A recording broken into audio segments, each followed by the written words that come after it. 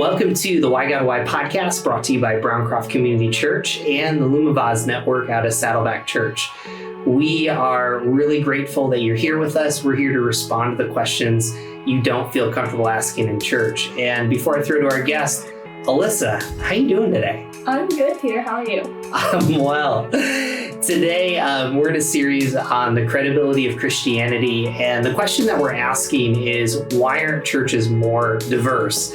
And I'm really excited about our guest. His name is Bryan Loritts. He is the recent author of The Offensive Church, Breaking the Cycle of Ethnic Disunity. We're very thankful for Krista Clayton from the publisher IVP. Just one thing, if you love this episode, which we know you will, you can type in Why God 2 weeks after as a code on the IVP website to get a discount off this book. So, hey, Bryan, without further ado, we're going to welcome you here. Why don't, for our audience that doesn't know you, why don't you introduce yourself and we'll get started? I think the only pertinent information is husband of Corey. Been married for a little over 24 years now. Three sons. But my 22-year-old is a military police officer. My 20-year-old is in his third year of college, and my 18-year-old is doing a gap year overseas. So, and I've written a few things, and I help church planters. I'm a professor, and I also serve as a teaching pastor at a church. Well, great. It sounds like you have a ton of experience. Just to kind of get us started, I read the book Inside Outsider, which I really, really appreciated. And this isn't your first book about diversity and racism and unity. So I guess my first question to you for our skeptics out there is, what has changed in the conversation of churches on this topic, and what hasn't changed in your perspective? Yeah, I think a bit of a historical context would be helpful. When we talk about America and narratives of race and the church, there's a whole lot that goes with that, right? Obviously, the Native Americans were here first. But then you had Europeans who came here for religious freedom. And so they came here for very much religious reasons. They settled on the East Coast. We would know them as the Puritans, and their progeny would be what we would today call modern evangelicals. And so, listen, I've read books written by the Puritans. They were, like all of us, incredibly nuanced and complicated people, kind of an amalgamation of good and bad. I am not on the train of just villainizing people and just kind of taking a Photoshop, a picture of them on their worst day, and they never get past that. So they had an incredible soteriology, that is doctrine of salvation. There's a way in which they can speak to the soul. Their Achilles heel was they had a horrible anthropology, or doctrine of humanity. And because of that, there were many Puritans who, under the guise of Christianity, who owned slaves. Puritans like Jonathan Edwards, Cotton Mather, when he was negotiating to become a pastor at a church in the Massachusetts area, he actually had it negotiated into his compensation package that he would be given a slave, which he named Onesimus, and referred to him as an it. By far, to me, the worst and most egregious was probably the most popular evangelical preacher in the world of his day, a guy by the name of George Whitefield. George Whitefield is incredibly problematic because he actually lobbied the state of Georgia to legalize slavery. Initially, slavery in Georgia was outlawed, but George Whitefield, this incredible evangelical preacher, he was really concerned about orphans, wanted to set up an economic system to care for an orphanage, wanted to base it off the plantation model, wanted to do it in Georgia. The problem was Georgia didn't legalize slavery. Well, it was because of Whitefield's lobbying that Georgia, a state I grew up in, ultimately legalized slavery. And so what you have is the very roots of the church in America viewed Black people as second-class citizens. And shockingly enough, many of their churches were multi-ethnic. They were diverse, they just weren't unified, meaning there were Blacks-only sections where only Blacks could sit. I'll say this last thing, kind of to give a historical context.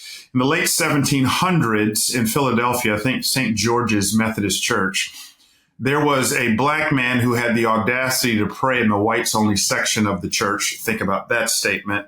The white people were so incensed, they didn't even wait for him to finish praying. They picked him up off of his knees, threw him out of the church.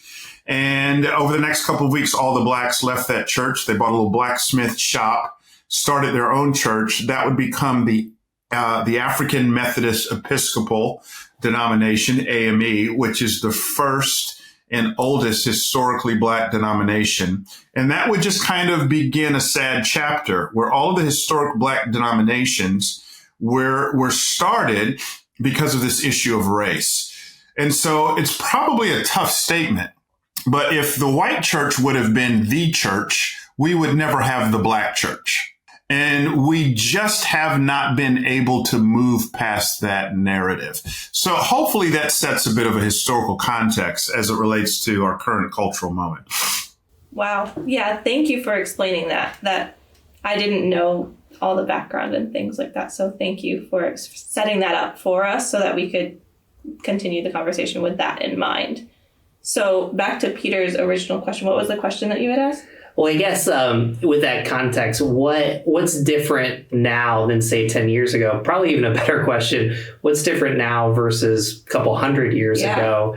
And maybe what's the same, too? Because that's a great context to set up. Yeah, in some ways, things have gotten better. But actually, over the last 10 years, I think we can make a case that things have actually gotten worse. So my space is what we would call the multi-ethnic church. And when we use that phrase, multi-ethnic church, we are being very specific. So sociologists say you're only a multi-ethnic church if you meet the 80-20 rule. And the 80-20 rule simply means no one ethnicity makes up more than 80% of the whole, right? So if you have 100 people at your church and 84 of them are Korean and 16 of them are other, you're not considered multi-ethnic. So you have to meet the 80-20 rule. So if you use that benchmark, there was a study that came out, I think, January of 2021 that looked at the evangelical church. So we're not talking mainline denominations, but the evangelical church in America. They studied it from 1998 until 2020. Using the 80-20 rule, they said the church actually grew from 7% multi-ethnic in 1998 to 22% multi-ethnic by the end of 2019, right? So we took enormous strides forward. We're waiting on the recent data because that data was released before George Floyd and Breonna Taylor and Ahmaud Arbery. And of course, we know all the rhetoric surrounding that, even the election of 2020 and all of the hoopla around that. And then, of course, we have the sad events of January 6th. My suspicion is, just based on my own consulting work in churches, is that the church took massive steps back in the aftermath of 2020 as it relates to diversity. Yeah. So something I want to come to, because you're unique. A lot of our listeners might hear someone that's a Christian who they're struggling with even just the conversation of race. And you have this unique perspective of you're a follower of Jesus, you're a pastor, and the history that you just gave was, you said, hey, I'm a Christian. Let me just tell it to you like it is.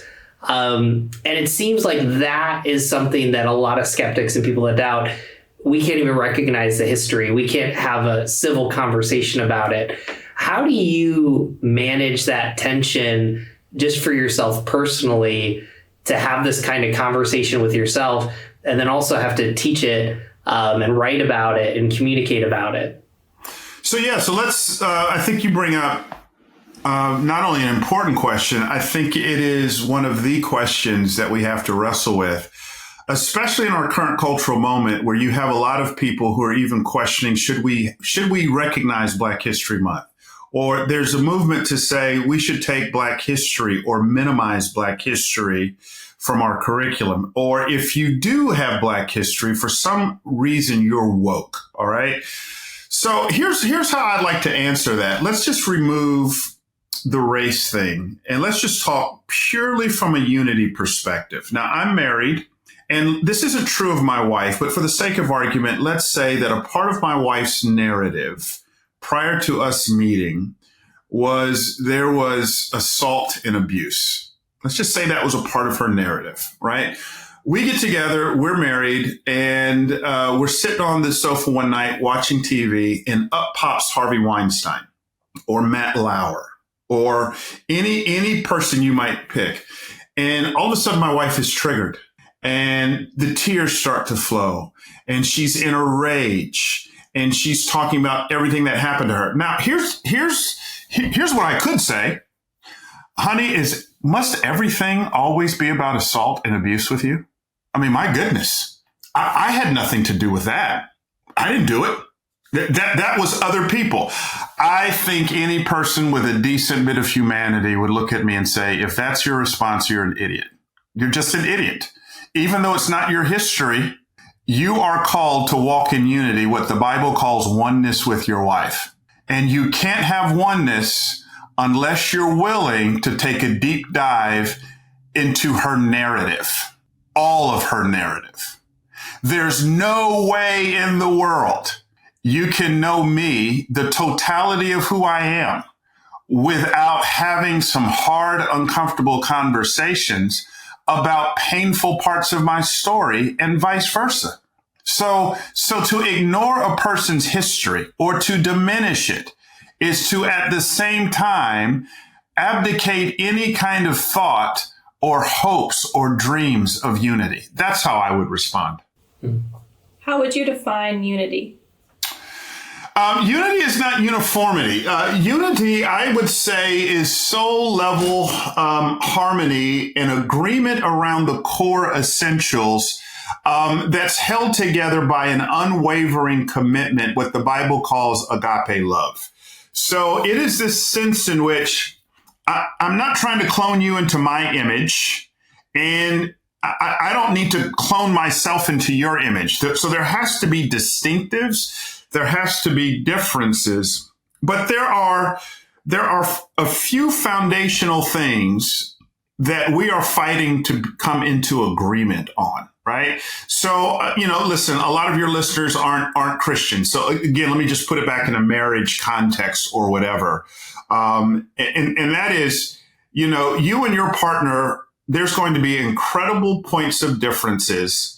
And those differences are just going to remain there. In fact, we can even argue that those differences actually are part of what makes it work, right?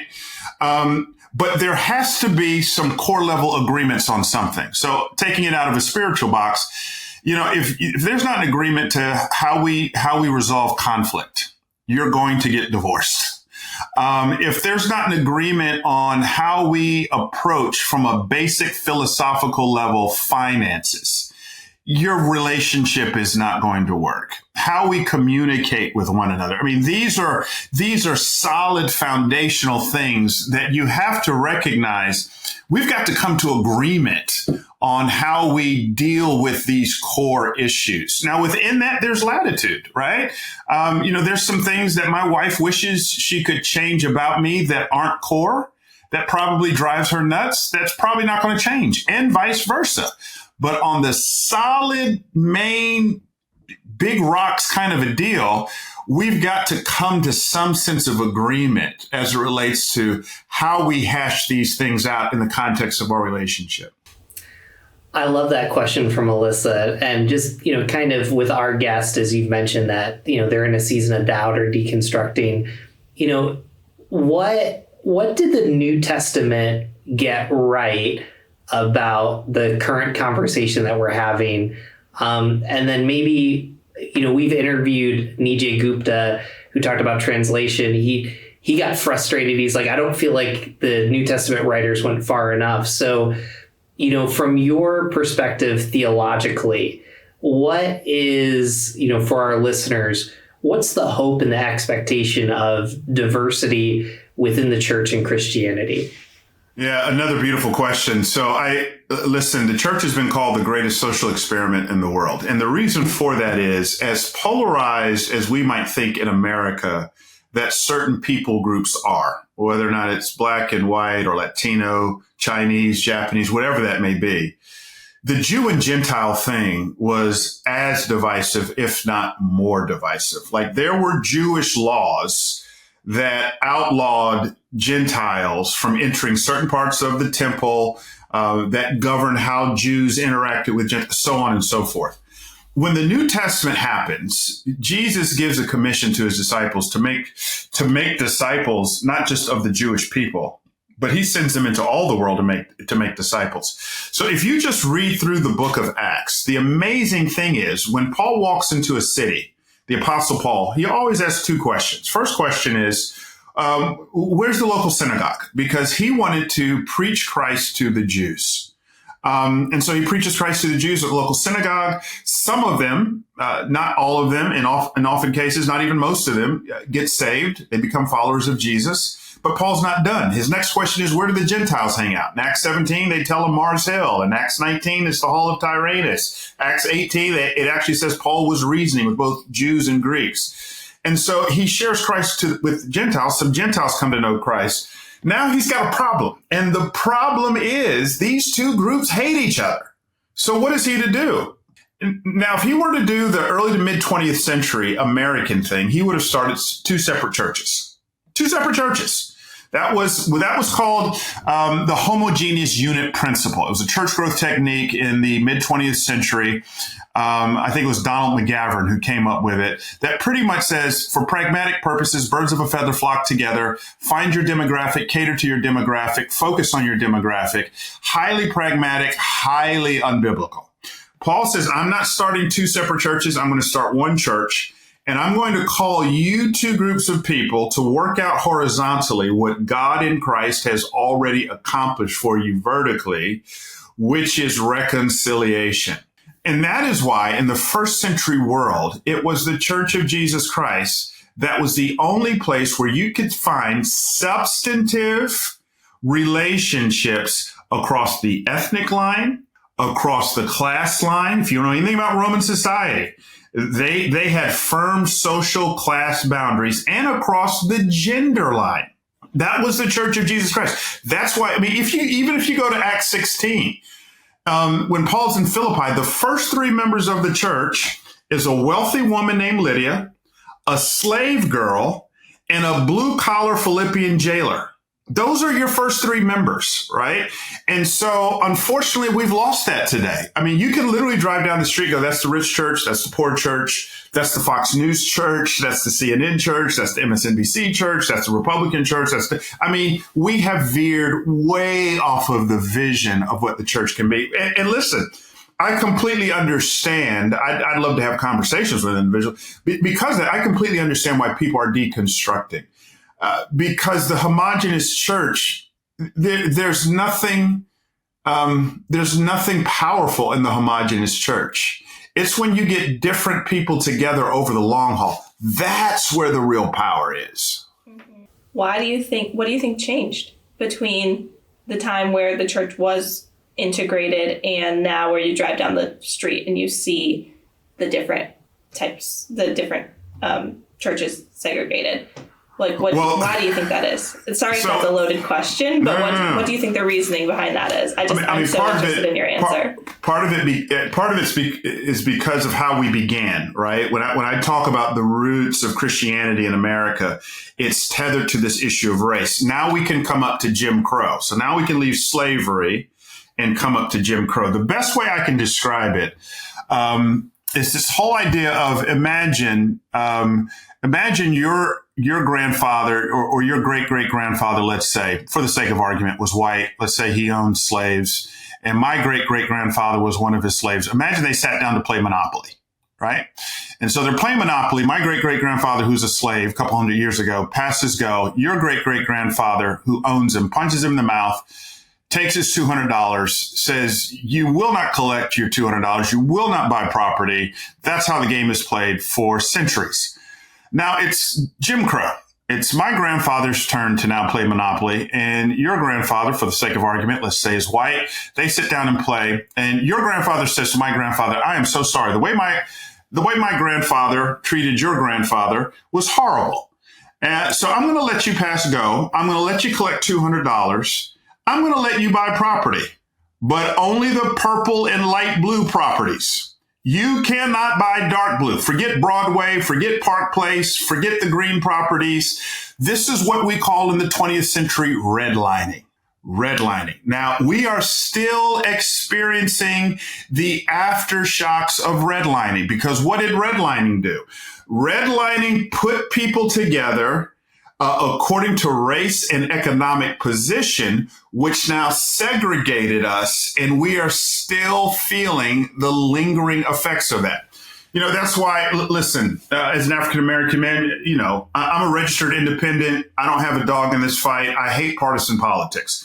One of the things I say to my African-American friends is vote how you want, but at least let's be educated. And one of the things me and my African-American siblings have got to come to grips with is the Democrats have not moved the needle as it relates to closing the wealth gap. The wealth gap between the average black household and the average white household has not decreased in decades. And a part of the reason why is one of the benchmarks for legacy wealth building is home ownership. And that home ownership is based on location, and all of that goes back to redlining. Well, what is the church, to answer your question? The church is in a geographical place. And so now we introduce to the church not only ethnicity and race, so that church is in a black community, but now we introduce the idea of economics. That's what's happening. And so when cities started to get bad, we now had white flight moving out to the suburbs. Now in the early 2000s, listen, I love Tim Keller. Love Tim Keller. Considered him to be a mentor of sorts. Had a personal relationship with him. It's interesting to me that the city talk worked hand in hand with gentrification. City talk, church planting, gentrification all went hand in hand. They weren't talking about loving the city in the 70s and 80s. They were getting out of there. And so all of these things go together. I can talk forever about that, but the legacy of redlining is why, to answer your question, we continue to find ourselves in very segregated, homogenous, culturally, economically, ethnicity-wise. It's a big thing. I totally 100% agree. So I think I have another follow-up question from that, and pulling from something you were talking about earlier, which is this idea of being offensive and being on the offense instead of the defense. So I think it's really easy for Gen Z and even for people in general to rally together, even Christians, to pull together in unity when there is something to go on the defense about. How do you go about, maybe you talk about this in your book, becoming an offensive church, becoming rallying together, becoming diverse, becoming offensive together? Yeah, that's a good question. One of the things I suggest in the book is part of the problem with discipleship in the West is that it's very individual and solely vertical. So when we think about discipleship models, typically what we're saying is, I'm going to teach you how to have a quiet time, teach you how to pray, teach you how to read your Bible, teach you what life in the Spirit looks like, teach you how to study the Word. All great, wonderful things. But the problem is discipleship arises from the East. And in the East, discipleship wasn't solely individual or vertical. It was also horizontal and communal. This is why the first thing Jesus does when he begins his public ministry is he selects not just one person or not just a group of people to do a series of one-on-ones. He selects a group of people called the disciples, puts them in a group together, and does life with them for 3 years. Oh, by the way, even though they're all Jewish men, which would have fit the culture of the time, they're incredibly different. You've got a zealot and you've got a tax collector in the same group. So here's my argument. What's missing in the church is a horizontal kind of discipleship in which we have neglected to disciple people in the new humanity. One of the ways we feel this profoundly is racially.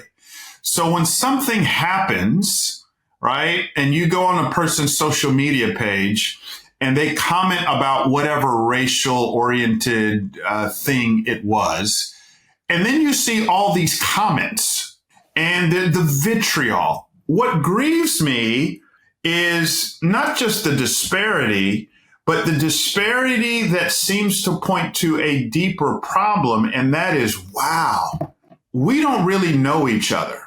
We don't really do life with each other. Because if you do life, like have meaningful relationships across the divide, you wouldn't speak to or about that person the way that you have, right? So I'll just say it this way, and I know it's a bit complicated. I used to have some very insensitive, dare I even say, homophobic views. What changed that for me was a deep, abiding friendship with a lesbian couple. They didn't change my convictions, but they softened both my words and they deepened my empathy and compassion. What changed me wasn't reading a book or a passage of scripture. What changed me was having meaningful, authentic relationships with people who are completely different than me. That's what's missing in the race conversation. Is I want to look at some people sometimes and say, wow, you really do need white wealthy friends. Or wow, you really do need Mexican, Latino, whatever kind of friends. Because in the absence of that, you will continue to just have this abrasive, unkind rhetoric. And so when we disciple people in the new humanity, that's what I'm getting at. So Alyssa's Gen Z, I'm not. So, I mean, maybe Alyssa should answer this, but I'm also kind of curious with your experience. So you're a pastor in a very, very big college town. I think you're near Duke and UNC and these big colleges that we see play some basketball and football. But, you know, I guess as I've talked with Alyssa and other Gen Zers, it seems like the assumption is the school I went to at least tried and valued diversity. The organizations that I'm probably going to work for, diversity could be in a core value. But then when I come to the church, it doesn't seem as important. How have you kind of in your role kind of managed that? Because it just seems like just a baseline assumption that maybe the church is messed with. Yeah, well, I mean, listen, I think the first thing we have to acknowledge is, unfortunately, there's a lot of truth to what these people are saying. There are a lot of churches that they just don't value it. And they may say we value it, but there's a price tag that comes with this kind of stuff. And a lot of these churches aren't willing to pay the cost. And so let me just stop right there and just acknowledge that there's a whole lot of truth, unfortunately, in what they're saying. That said, even looking at the statistics, even with us taking some steps back, right, which is my hunch. So I'm talking 7% to 22%. Even if we've taken some steps back, I still believe we're at a net positive compared to where we were in 1998. So that's growth. I work a lot with church planters. The average church planter today that I talk to, this is on their radar from day one. They just need help. Now, that said, I do feel like, and I don't want to get into the weeds at this at all, because this isn't why you have me on the show. I think having worked in this space for a while, one of the things that you immediately come to grips with is what the world means by diversity and what the church means by diversity are oftentimes at odds, right? So for the sake of this conversation, we're talking about racial diversity, and which I would think is a good thing. There are other forms of diversity that we would say needs to be in the church, but there are different forms to that complicate the issues that we would need to speak to through a biblical lens. And that's all I'll speak to that. That's just a long-winded way of me saying, if you've got a person who their grid of diversity is what they're seeing on the university or what they're seeing in the marketplace, and they want that same exact grid to be used in the local church, well, you're going to be disappointed. And what I'm saying is some of that disappointment, I think there's biblical grounds for. Yeah. So let's kind of go personal with you. We just got done with a series called Why Do You Still Follow Jesus? I think I'll ask two layers to that. You've hinted at your experience in your books, you've shared your experience. Number one, why do you still follow Jesus? But then number two, why are you still, you just mentioned in the last question, in this space as a pastor, kind of having these conversations? Why are you still where you are today? Look, I'll answer the last part first. I'm laboring for my kids, to be honest with you. So when my 22-year-old is, when he calls me, like he did about a year ago, and he's looking for churches, and he calls me right after church, and he says he's frustrated. He goes, man, the word was good, the worship was okay, but Dad, all the churches here are just homogenous, and there's a frustration in him. Part of me goes, that's it, because I have given him a norm in the multiethnic church, and having gotten a taste of that, he's not willing to go back. That's what I'm working for, is when I read the Bible and John says, I looked up into heaven and I saw people from every nation, tribe, and tongue. And you go, wait a minute, John, how do you know that on sight? Unless you're seeing differences in color, right? Then I go, oh, wow, our future eternal reality is going to be diverse. Like my blackness is not a fruit of the fall. It's a part of what it means to be made in the image of God.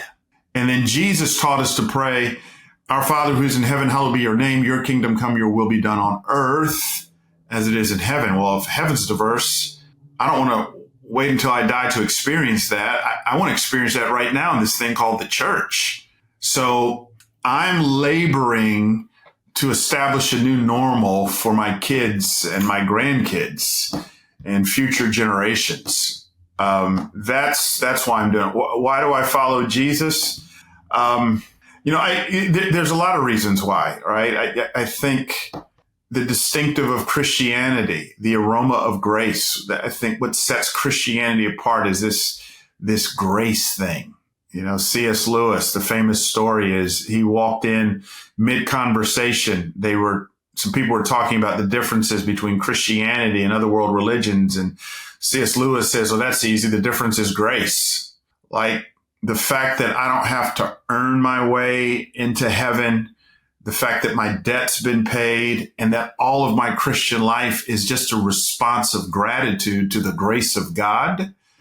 I mean, that's a major reason why. But I've also experienced God. I think one of the uniquenesses of Christianity is not a God who eliminates us from trouble. Christians will suffer. In this world, you will have sorrow, the Bible talks about. But to have a God who is with us in the suffering, David talks about, yea, though I walk through the valley of shadow of death, I'll fear no evil, for I know that you're with me.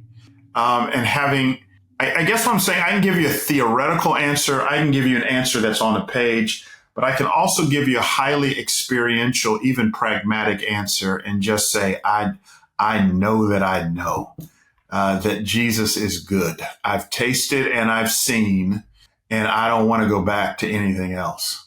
I kind of want to ask another question that's taking it in a different direction. I feel like we've talked a lot about how the church has failed or how people haven't.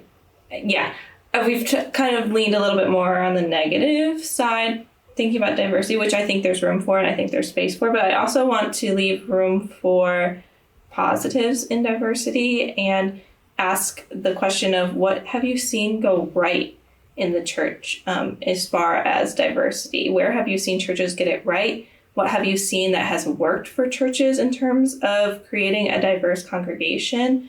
Let's take it in a little more positive direction because I'm interested to know. I'm so interested in this topic. Well, I would say, first of all, I tell church planters this all the time. Diverse churches are becoming more and more of a felt need. In other words, this is another beautiful thing about Gen Z, right along with the justice part of things, is my kids, and I think they're pretty normal for their generation along these lines. Yes, a part of it is we've raised them in multi-ethnic churches, but I just think that the race thing is not as big of a thing for them as it was for mom and dad. Like I even remember one of my kids just, we were living in Memphis at the time and he wanted to take this girl to the dance. She happened to be white. And my initial reaction was to tense up a little bit. And then after a brief conversation, just realizing that's just not a deal. It's not a deal for him. It's not a deal for her. And that not being a deal, I think is pointing to a wonderful felt need, which means there's this wonderful upsurge of energy coming from people who are walking into churches going, now, why aren't you doing this?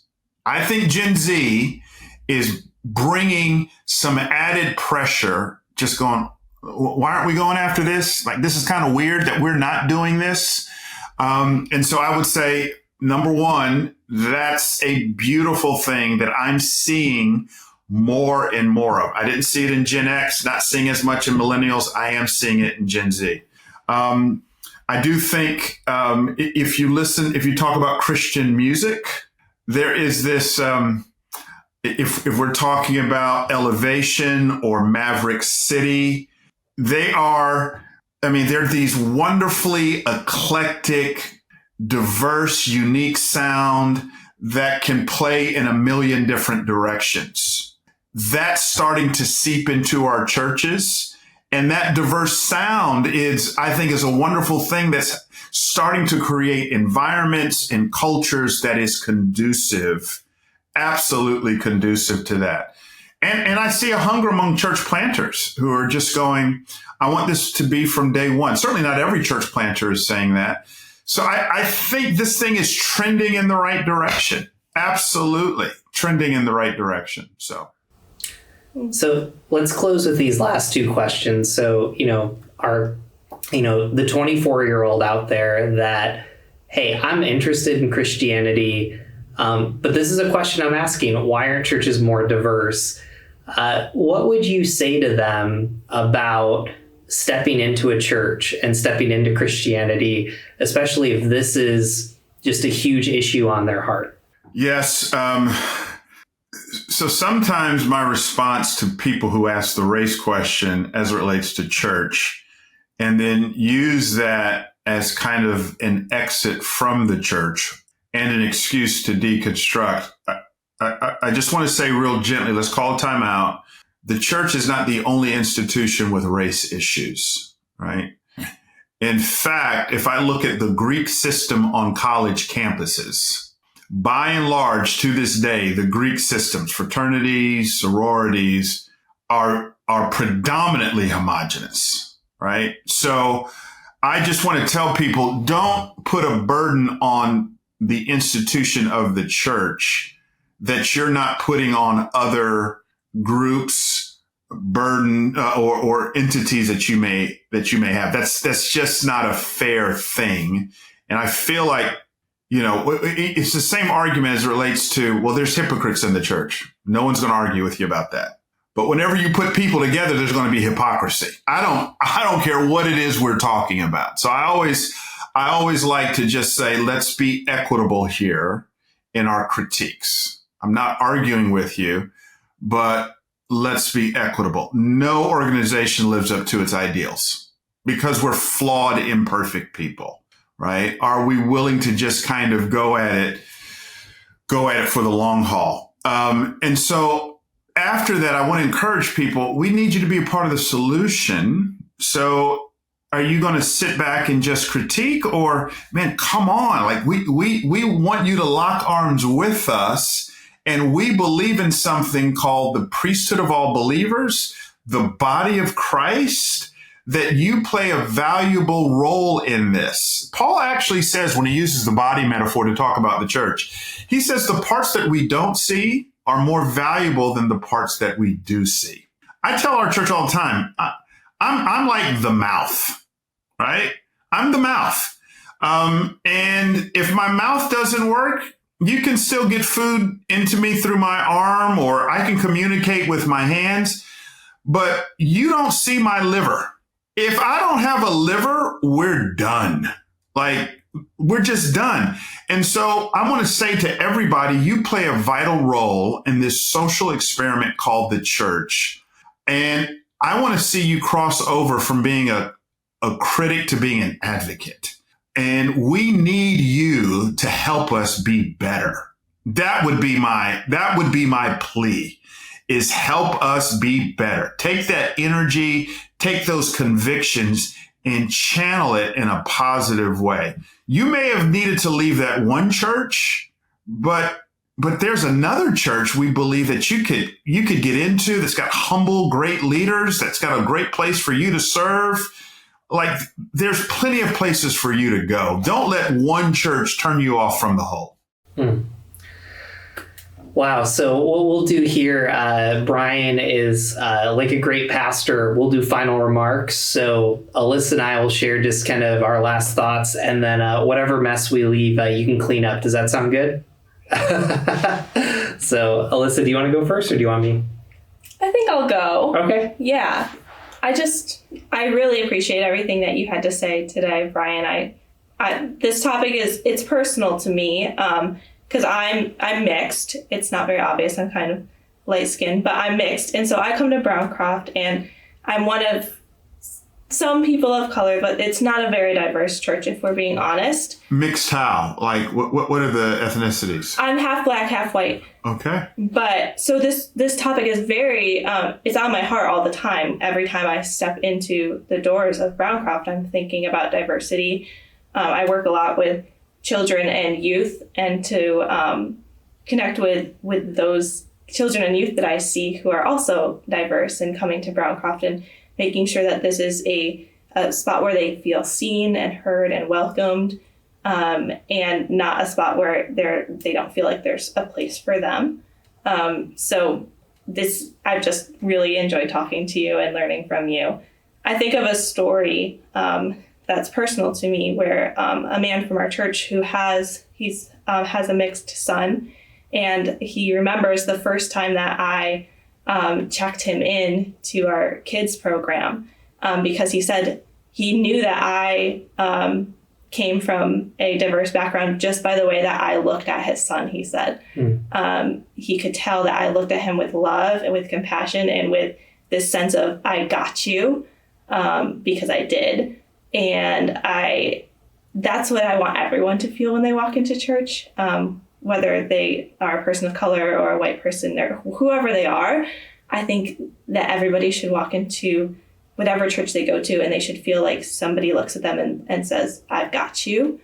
And so I think just that's my final remark, is just diversity, whether it's racial diversity or diversity in general, inclusion is important to me, because the church is supposed to be a place where people can experience the love of Jesus, and they can't do that if they're not welcomed in, or if they're not there, if they don't want to be there. So I'm just really grateful for this conversation and to continue talking about this topic. And I'm also Gen Z, so maybe I'm just a little bit more socially justice inclined, but yeah. You know what? I actually don't have anything to add to that beautiful story. So Bryan, I'm just going to let you close wherever you feel God's leading. Yeah, we need people. This work it's slow. It's at times very tedious. I have a friend of mine who calls it a beautiful mess. And so there's no quick fixes to this. But we just need people to lock in, love each other well. It's not like reading a book or listening to a podcast is going to all of a sudden solve everything. And so I think you need to be gracious with other people, patient with other people, gracious and patient with yourself. But I really believe we're going to get there. And it's just going to take all kinds of people deeply committed to Jesus Christ and loving one another. I'm just reminded of Jesus's parting words when he said, "By this will all people know that you're my disciples, by the love that you have for one another." And may this be true of us in a million different directions, especially when we talk about engaging people who are ethnically different than us. Amen. Well, Bryan, where's the best place that people can follow you? Oh gosh. Look, I'm not on X as I am on X, but I'm not on there as much.